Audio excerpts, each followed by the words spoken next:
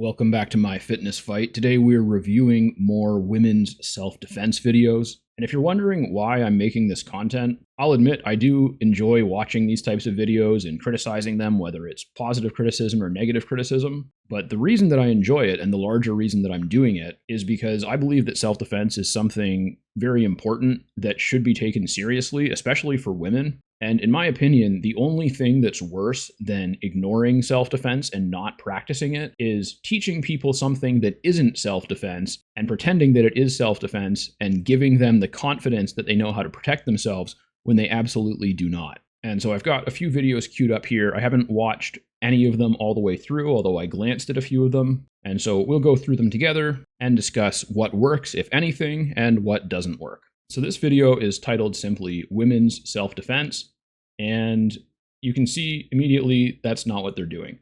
Now, this type of exercise is something that I've seen mostly at like kids' day camps, but also just as like a fun way to warm up in MMA. I think there was an episode of The Ultimate Fighter where Jason Mayhem Miller had his guys warm up like this. But I'm just going to pause it there for a second to point out that this is supposed to be a self-defense class. The title says Women's Self-Defense. The caption says An Introduction to IKMF Krav Maga, Controlled Aggression plus Real-World Techniques. Now, none of those things are represented in what we're seeing right now. This exercise has nothing to do with self-defense. It's a fine way of warming up. However, all of these women are wearing normal street clothes. It looks like they're wearing some sort of a uniform or a dress code associated with their school. And wearing your normal street clothes in a self-defense training situation is ideal because you want to know how you can move in what you will be wearing in a potential situation. But I don't think that these are extra street clothes. I think that these are just what they happen to be wearing that day, which means that they didn't change, which means that they are not going to be moving fast enough in order to start sweating, which means that a warm-up is pointless. Okay, the point of a warm-up is to warm your body up to the point where it sweats or starts to sweat, because that's when your muscles really get warm enough that they're less likely to be injured. And so this entire little song and dance that they're doing here is just completely pointless. And now they're doing some little focus mitt drills,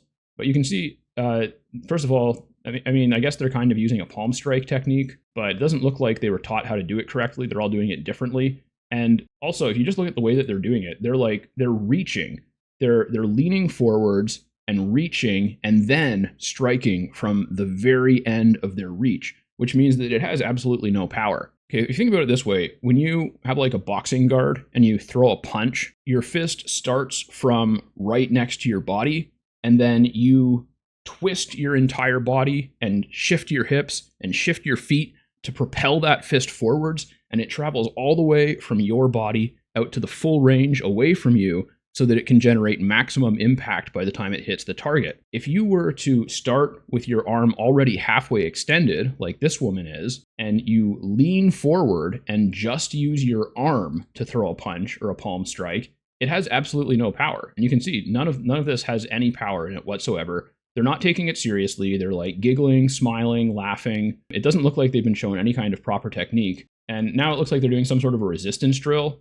But again, this type of resistance drill, it only works if you're actually facing resistance. It only works if you are actually trying to push the other person and they're actually trying to stop you from pushing them. But that would result in people not smiling and giggling, and it would result in people working hard, sweating, and none of that is happening here. So they call this controlled aggression and real-world techniques, but there are no real techniques here, and there is no controlled aggression. And okay, so now this is just like, they're going through these little techniques, which first of all, don't work at all.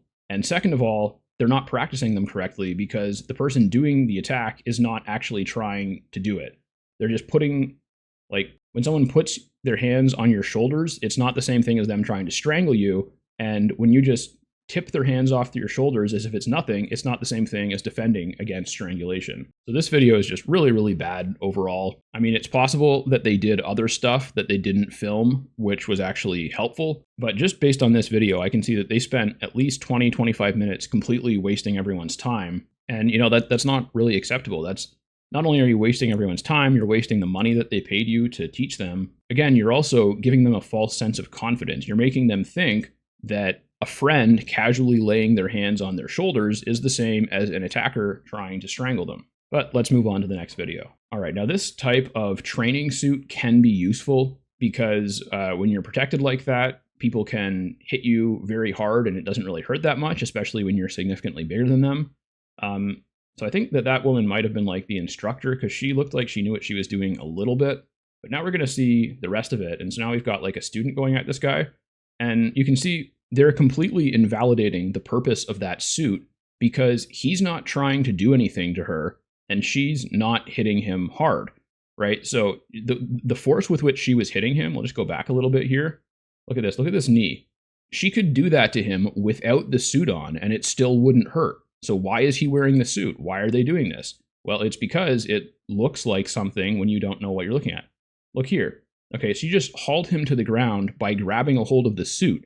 That wouldn't have worked if he wasn't wearing the suit. And okay, she looks like, okay, that is not an armbar. See this? Okay, the way an armbar works is that you hyperextend their arm and you use your hips like a fulcrum.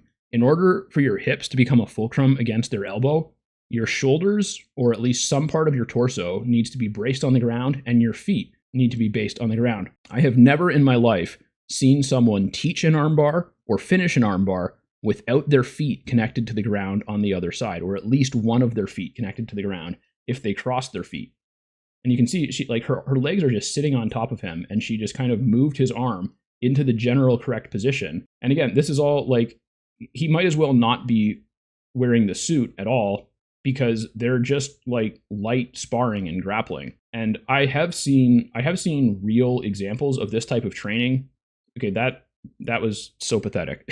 He absolutely did that on purpose. Like, there is nothing there. So this is the idea. The idea that they're promoting here is that the techniques these women are using would really work against a real attacker, and they're letting them do them against this guy in the suit, ostensibly because they can hit him and be rough with him and it's not going to hurt him. But again, for one thing, nothing that they were doing would actually hurt him, even if he wasn't wearing the suit. And none of the techniques that they're using are being used correctly. And he's just pretending that they work. He's going along with it. He's falling down on purpose. He's acting like what they're doing is effective. And I've actually seen real training footage of this type of training being done correctly. I don't remember where I saw it, but I'll try and find it if I can. But it looks completely different, okay? If they were doing this correctly, he would be walking her down and just shrugging off all of her strikes. He would be grabbing a hold of her, throwing her to the ground, trying to get on top of her, trying to hold on to her, throwing strikes back, and she would be hitting him full force, and he would just be absorbing it and coming forwards. That is not what we're seeing here. What we're seeing here is light sparring, light grappling, going through pre-rehearsed techniques that aren't being done correctly, and the guy in the suit is just pretending that they work. Look at this. It's like, as soon as she grabs his ankle, he just falls down, and then they're all clapping, and she's like, yep, that's it. He fell down, then that means he's defeated, because once you fall down, you can't get back up. It's just, it's so upsetting because, again, all these women, they think that they're doing something. They think that they're, okay, what was that? What?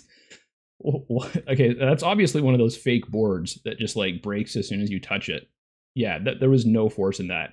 So again, why are they doing this? Why is there so much smiles and applause and, oh, you go girl? No, none of them have learned anything effective here, but it's actually worse than a waste of time and money, because if they actually think that this is what a real self-defense situation is going to feel like, they're going to be overly confident that they can deal with someone attacking them, and then they're going to get really badly hurt if it ever happens. So I just really hate to see this kind of thing. But I guess we'll just move on to the next video. I've destroyed this one enough. All right, so what they're doing here is something that could work as a component of a self-defense curriculum. Basically what they're doing is they are simulating, but not really, but in a very safe way, they're kind of simulating a situation where someone is intimidating or menacing or threatening you. And I think they're basically just trying to get the women comfortable with the idea of hitting something, comfortable with the idea of generating some aggression and some force. And that's okay. However, I completely disagree with the way that they're doing it, because for one thing, they're not taking it seriously, but also the situation that they're doing is a situation where a guy is like menacing or intimidating you. And in a situation where someone isn't physically attacking you, the last thing that you want to do is slap them in the face like that. Okay, because first of all, A big, wide, rotational slap like that is unlikely to do any significant amount of damage. It's unlikely to even land, especially against someone who's going to be stronger and faster than you. But also, when you are a defender in a self-defense situation, you do not want to escalate the conflict. So if someone is threatening you, menacing you, intimidating you, and you don't want to get into a fight with them, attacking them is the stupidest thing you could do because you just escalated it to physical violence when they were only threatening you, right? And obviously they shouldn't be threatening you. That's not a good thing. But if they're only threatening you, there's a good chance that you could just walk away, run away, de-escalate the situation. Whereas as soon as you slap them in the face or try to, now you've initiated physical violence, and now you're going to have to deal with that. And I actually have a thing that I've been working on. Let me see if I can pull it up here. All right, so this is something that I've been working on, and I'm going to do a full video on it later once I finish it. But I just wanted to bring it up now because it's very relevant to what we just saw. And I'm pretty sure that there are self-defense instructors that have created something like this. I don't think this is a unique idea from me, but I couldn't find any resources that really taught the same thing, so I just made my own. So I called this the pyramid of escalation in self-defense situations. And there's a lot of different ways that you could break this down. You could easily break it down into more than 4 categories, but just to keep it simple, I put it into 4 categories, which are implicit intimidation, explicit intimidation, violence for compliance, and violence to cause harm. So implicit intimidation is things like menacing, showing weapons or physical prowess for the point of intimidation, staring, dominating physical space, and it could also include things like hypothetical, implied, or indirect threats, such as saying something like, "You're not welcome here, you might want to leave before you get hurt," right? That's not an explicit threat because they didn't say that they're going to hurt the person, but it is implying a threat, obviously. Then we have explicit intimidation, which is verbal threats, faking an attack or almost making physical contact, like, acting like you're going to punch someone or like you're going to grab them to try and get them to flinch, but then not actually doing it. Those are explicit intimidation. Then we have violence for compliance, which is mostly less than lethal force and is often used to facilitate other crimes or coerce behavior, or as a punishment or initiation. Obvious example would be like if someone's robbing a convenience store and the clerk is taking too long to empty the register, they might hit them to try and motivate them to get going. This is also the main type of violence that you see in domestic violence situations when one person is trying to punish the other or alter their behavior via pain, and so they're physically abusing them. And it's also used in gang initiations, and also, frankly, in like military training and police training. The most elite military units absolutely go through training that hurts them a lot, and that's part of the training, but it still is, I guess you could say, kind of similar to like a violent initiation. And then at the top, we have violence to cause harm, which is physical violence with the intent of causing significant harm, such as an injury or death. Okay, so the extreme example of that is obvious, but another example would be like, say, a loan shark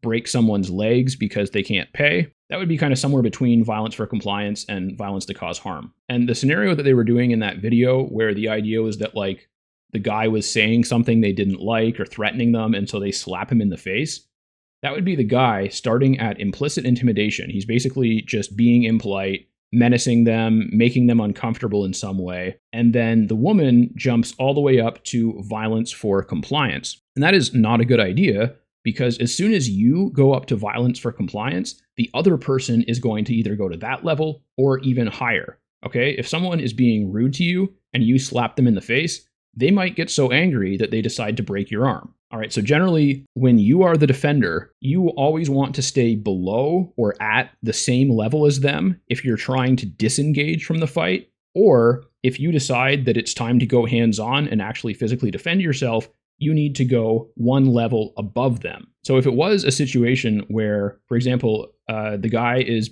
being intimidating and you think that there's a good chance he's actually going to physically assault you, then going up to this level would be appropriate. However, if you're going to go to a higher level, if you're going to go hands-on, then you have to do so in a way that is going to end the threat. You can't just slap them in the face and hope that that makes them go away, because in most cases it's not. It's just going to make them get angry, and then they're going to escalate. Generally, you want to stay at or below their level if you're trying to de-escalate, and de-escalation is always the best answer. But then, for example, when they get up to one of these higher levels, if you decide that it's time to go hands-on and physically defend yourself, then you need to at least go to the same level as them, or preferably one higher. And so if someone is implicitly or even explicitly threatening you or intimidating you, and then you immediately go to slapping them in the face, you're not ending the situation, you're just making the situation worse. And then they are almost certainly going to meet you at that level or potentially go even one higher, and then you're going to be in a really bad situation. All right, that took a little bit longer than I expected, so I'm going to wrap this video up here. Thanks for watching. Like and subscribe if you want to see more content. And remember to protect yourself at all times.